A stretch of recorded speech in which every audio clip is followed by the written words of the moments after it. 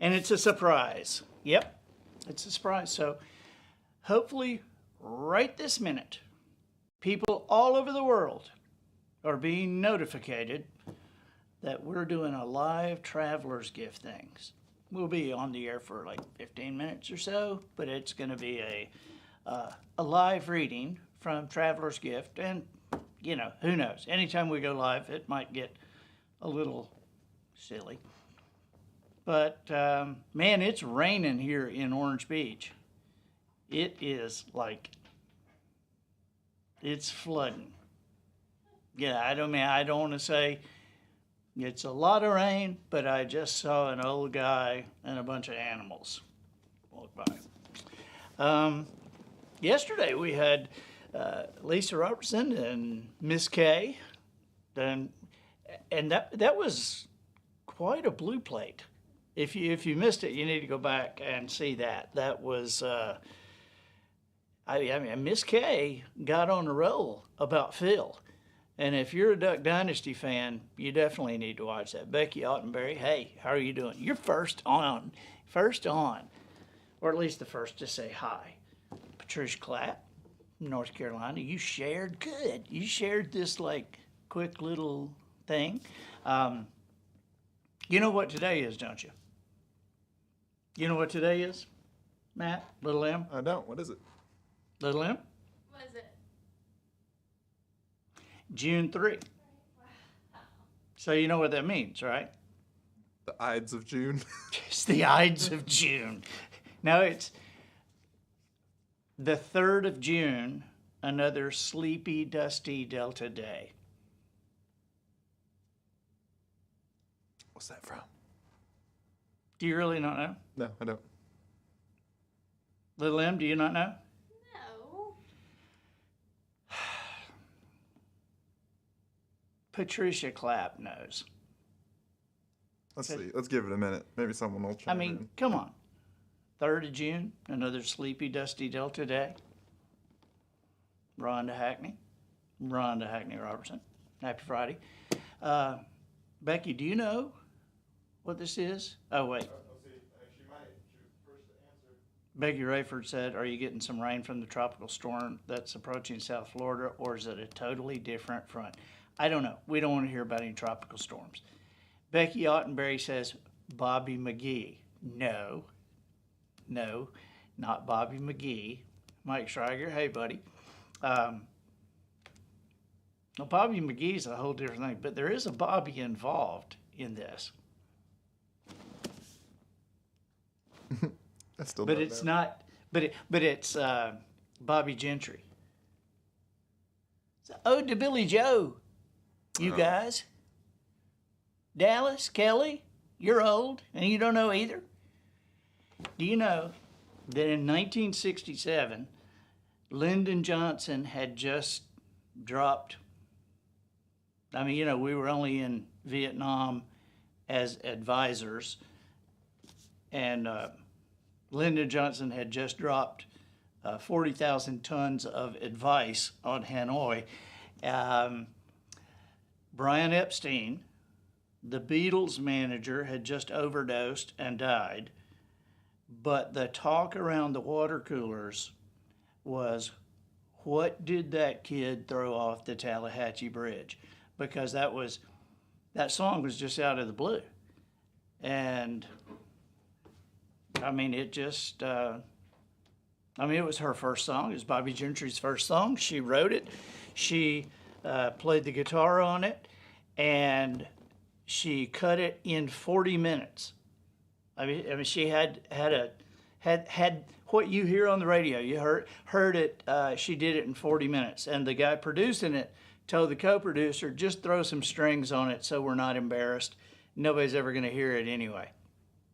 And here, what's 77, 87, 97, 107, 50-something years later, we're still, I mean, there are, I've gotten a bunch of texts from Mississippi, from the Kosser family specifically, saying 3rd of June, another sleepy, dusty Delta day. I was out chopping cotton, and my brother was cutting hay. You're really not here. Here's and then I'm going to get to the traveler's gift. But here's I was looking at the words to this. This is like a brilliant mystery song. And 3rd of June, another sleepy, dusty Delta day. I was out chopping cotton, and my brother was baling hay. And at dinner time, we stopped and walked back to the house to eat. And Mama hollered out the back door, "Y'all remember to wipe your feet." And then she said, "I got some news this morning from Choctaw Ridge. Today, Billy Joe McAllister jumped off the Tallahatchie Bridge." And that's just the beginning.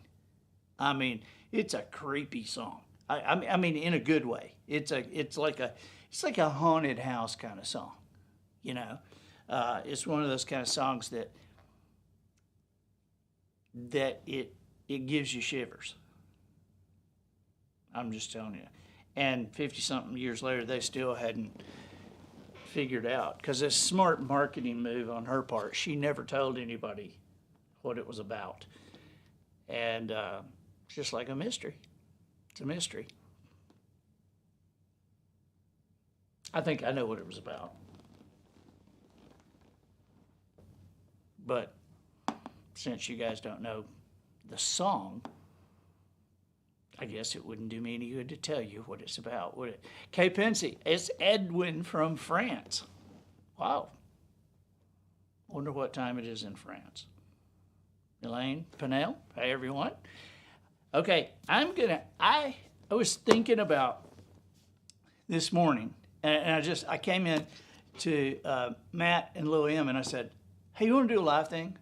You want to do a live thing on the Traveler's Gift, because Dan's Life Skills Project is closing Sunday at midnight, and there's still a very few seats in the discussion, and so this is a live thing that's going to be Dan Stone is coaching through the whole Traveler's Gift, and it's 8 weeks and once a week.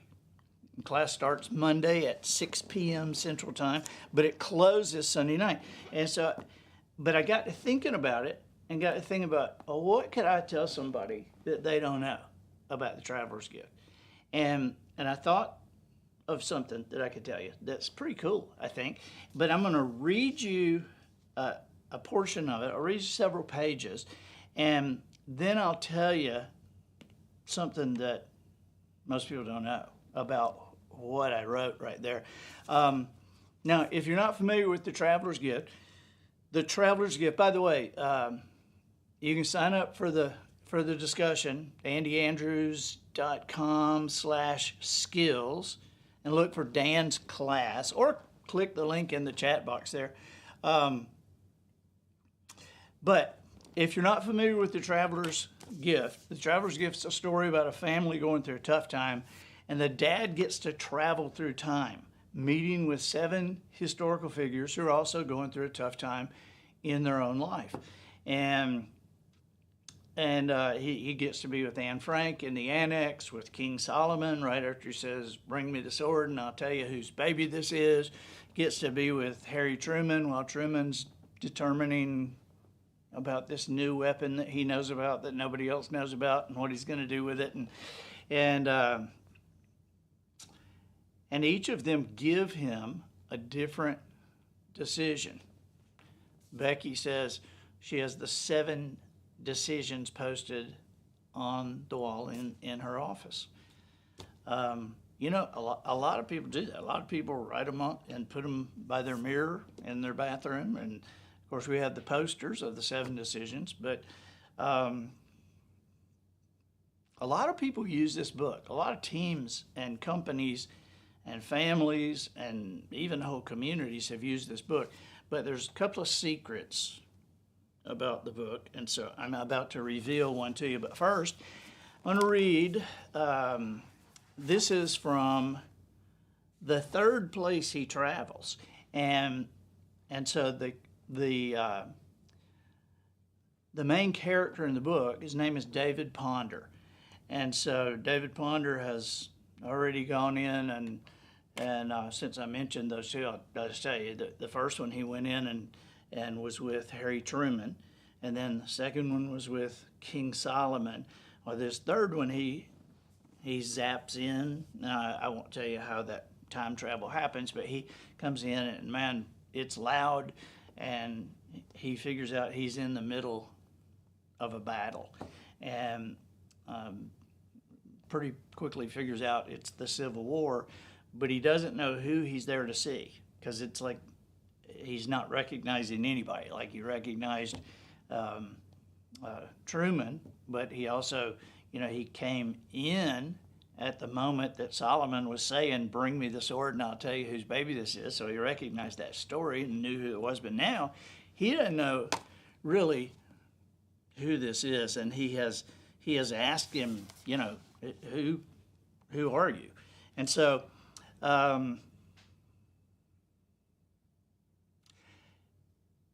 so this is at Gettysburg, and in France it's 8:42 p.m.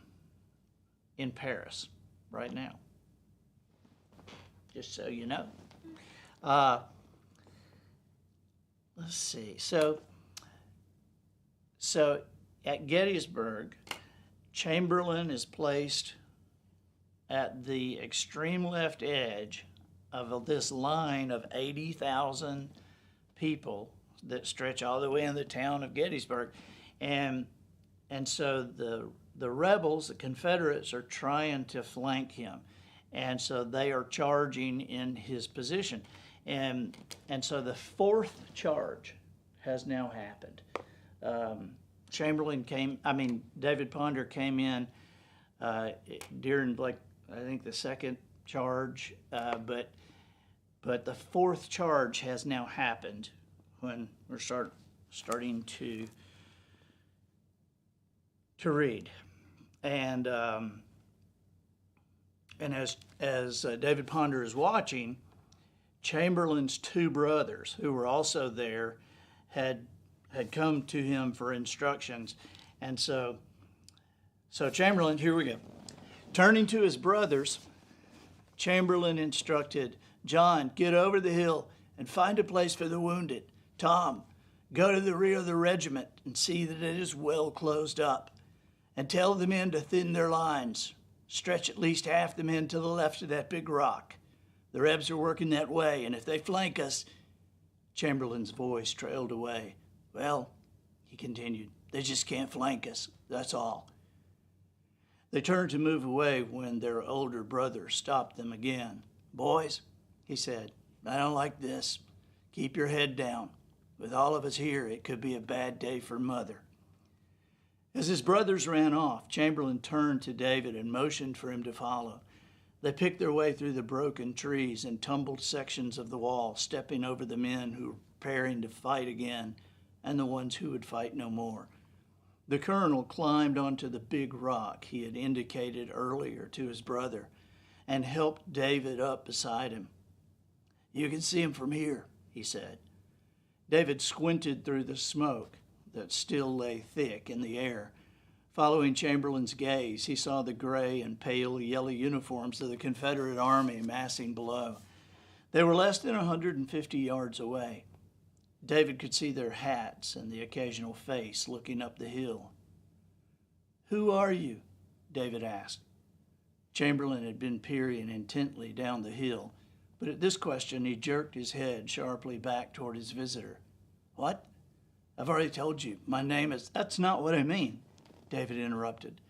"I mean, who are you? No offense, but are you famous? The other places I appeared, it was to see someone, well, famous." Chamberlain laughed. It was a quick, dry laugh, devoid of humor. "Famous? 10 months ago, I was a school teacher. Now I'm a soldier. For a while, anyway. Actually, it was about the time I joined up that I started dreaming about you. I knew what you looked like, how tall you were." The colonel tugged at David's sleeve. "I even knew you'd be wearing this. I've never had dreams like these before. Strange, constant, every night for months. You want to hear something spooky? Just before you arrived, there in the middle of the fight, I looked up and raised my hand. You appeared I closed my fist on your shirt and pulled you down. When I raised my hand to grab you, I knew you'd be there. It was just like in my dreams. Why are you here? David asked. Chamberlain eyed him curiously. Do you mean the war in general, or this specific desolate hill? Both, I suppose. Chamberlain stroked his beard. I joined the Union Army for a myriad of reasons. Same as everyone else, really. We got caught up in the patriotism. We were bored. We were ashamed not to join. We thought it'd be quick and fun. For the most part, though, I think the vast majority of our men left their homes and families because it was the right thing to do. Chamberlain was quiet for a moment, distracted by the men forming behind fallen trees as they spread out their line.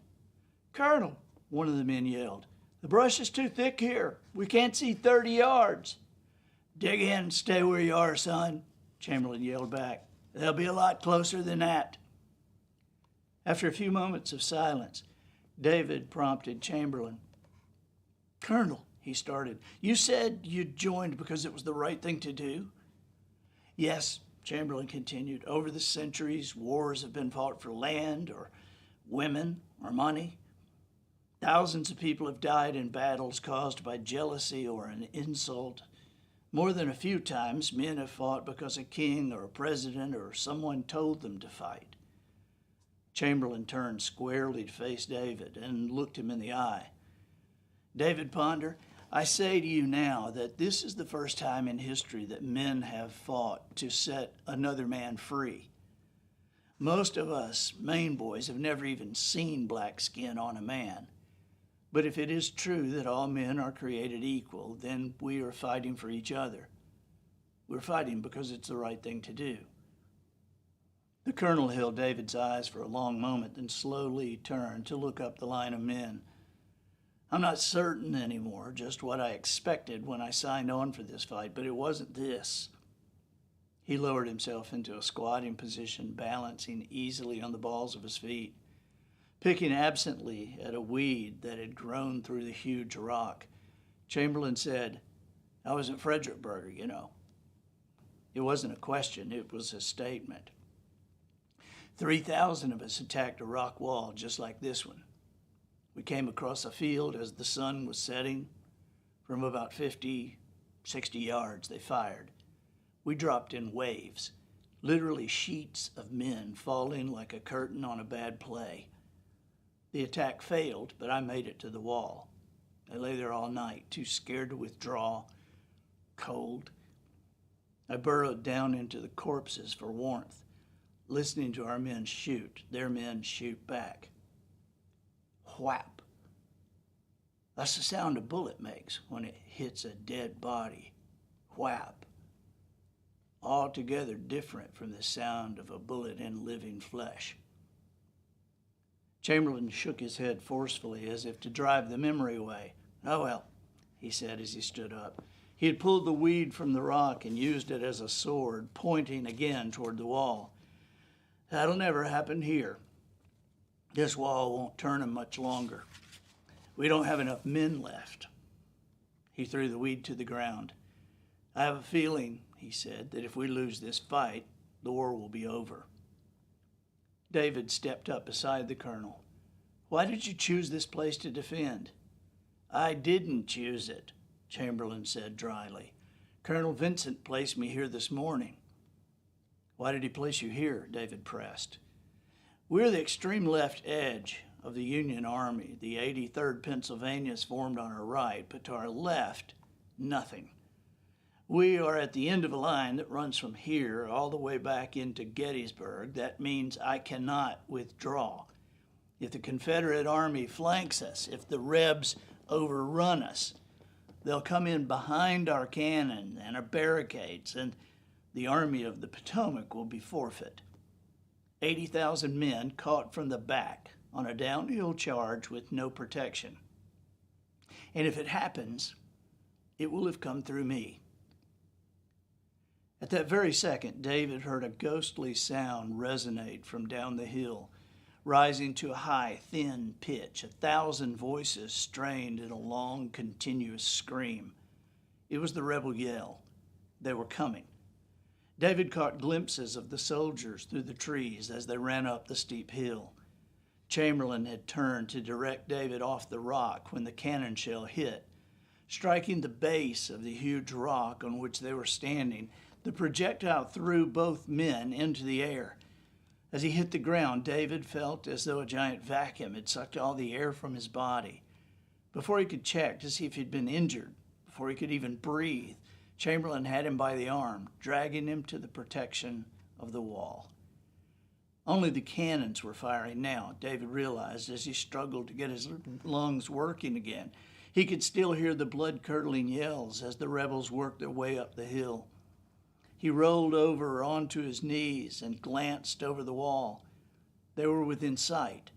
It seemed to David as though the Confederate army was about to step into his lap. Shoot, he thought. For God's sake, shoot. They're right here. It seemed an eternity, but finally, David heard Chamberlain call out, "Hit 'em!" A long rolling crack of rifle fire rang out. It began near David and ran like a fuse up the line to the right. Scores of rebels fell on the first volley. They were more careful after that, using trees to shield them from the deadly fire, but still they came. The firing was continuous now. To David, it sounded like thunder and firecrackers thrown into an earthquake. The man next to him grunted and fell backward, his head and face a bloody mess. To David's astonishment, the man sat up, pulled a handkerchief from his pocket, and wrapped the cloth around his head. Wiping the blood from his eyes with a sleeve, he picked up his rifle and began loading it to fire again. Chamberlain was directing his men now and had moved some distance from David. All down the line, a few of the rebels had reached the wall. Most of the shooting was point blank. The colonel had drawn his pistol, and David watched as Chamberlain and a rebel, no more than 3 feet apart, aimed guns at each other. The Confederate soldier went down in a cloud of red mist. Chamberlain continued to fire at targets all around him until, without warning, the rebels pulled back. As suddenly as they had appeared, they withdrew. Chamberlain's men cautiously stood up to take stock of their situation. David walked quickly toward the colonel, who was walking away from him.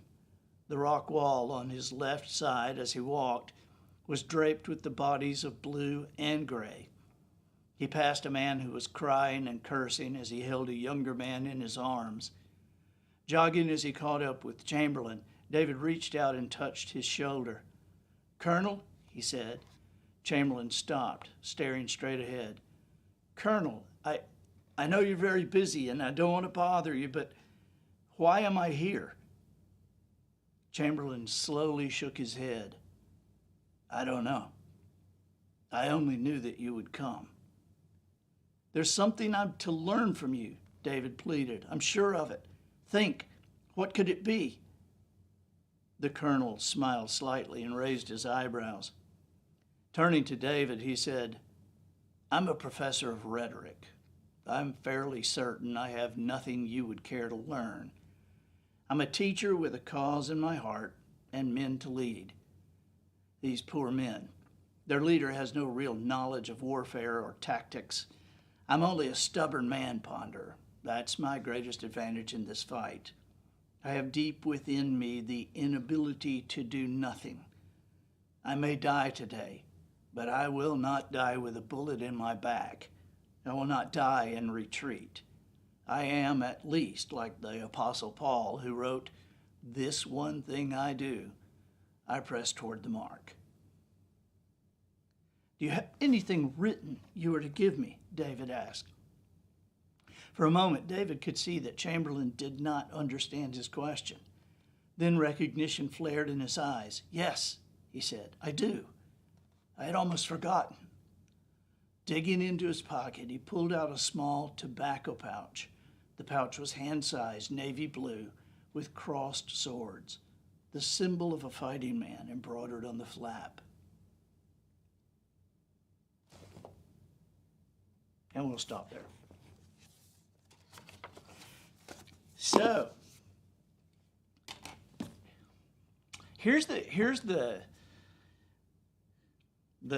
secret about that particular passage, and if you're interested in this at all, definitely click that link and sign up for Dan's Life Skills Project. It's a very small class, live on Zoom. You'll be discussing this with an expert in the book, and Dan is like one of the greatest communicators I've ever been around, and it closes Sunday at midnight. So there's the link right there for you to click and sign up and get one of those last places. It's just a small group. So here's the thing. When I was writing this, it's like 23 years ago when I was writing this, and I had a speaking engagement booked up at the Hershey Arena in Hershey, Pennsylvania.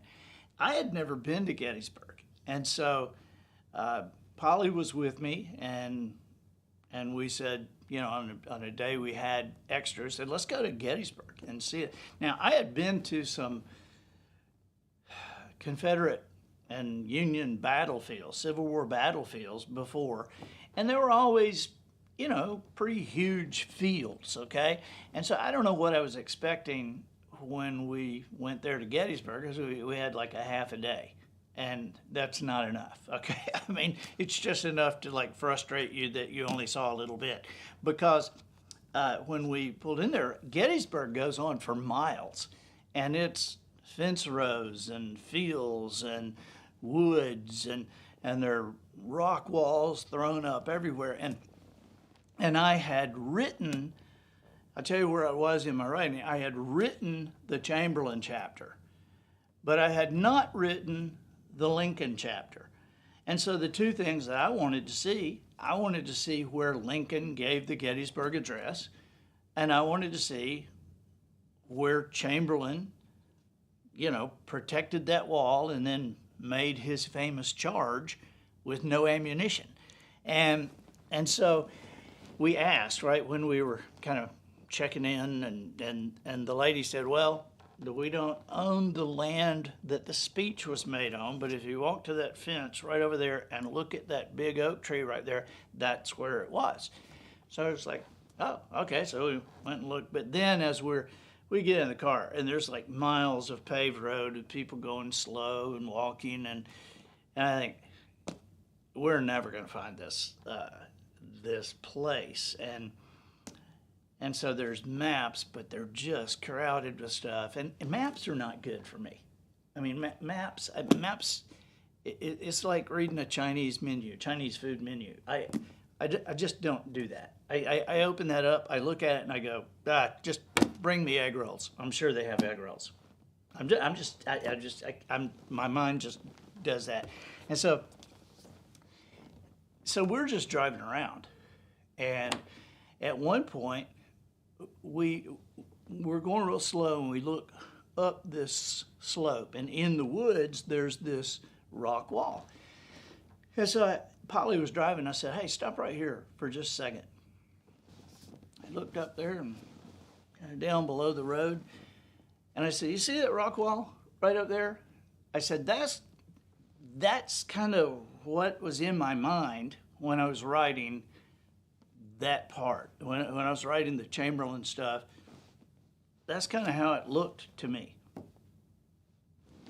And those big rocks down there, you know, that kind of rock pile, that's where I was imagining that Alabama and the Texas regiments were when they got together before they made that last charge. And I said, let's get out here for a second. So we get out.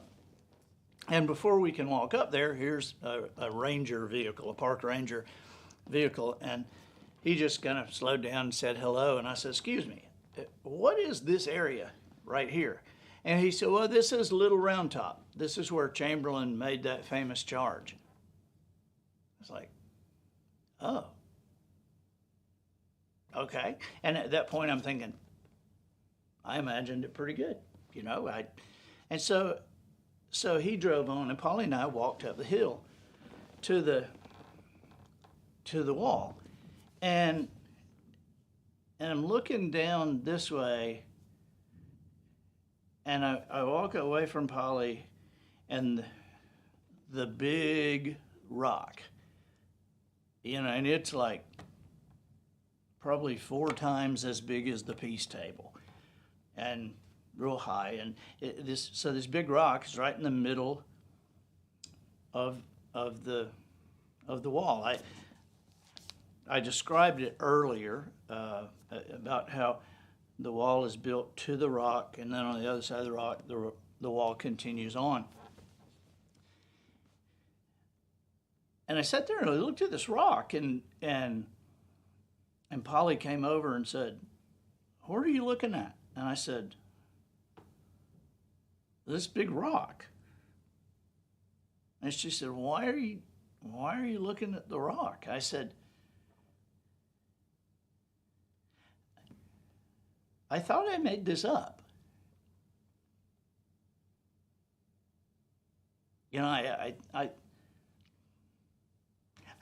I just, like, I was trying to imagine a dramatic place for Ponder and Chamberlain to have their conversation and to be able to spot the Texas and Alabama people down the thing. And so I thought that I made this big rock up. I don't remember reading anything about a big rock or seeing any pictures of the big rock, but I guess I must have. So we went back home next day, and I got out all the research material that I had done on that fight and on that charge and on that particular place. And I got out all the photographs I had. I was writing it before the internet, right? And so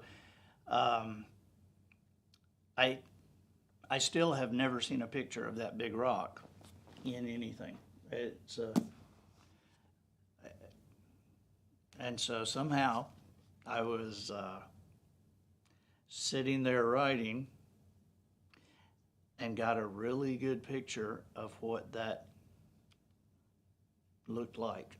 And so probably a pretty good picture of how it actually happened. But it's a secret not everybody knows. Thought you might be interested in that. There's another couple like that we'll talk about at some point. But I just want to pop in on you, encourage you to do whatever you can to join the Traveler's Gift discussion on the Life Skills Project. It's andyandrews.com/skills. And the discussion group, the seats for the group close Sunday evening at midnight, Sunday at midnight.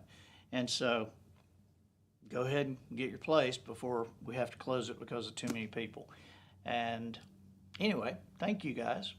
Brenna, appreciate being here. Janice. And Dina Kilpatrick. Do you know I've been saying Deanna Kilpatrick? But she pronounces it Dina. So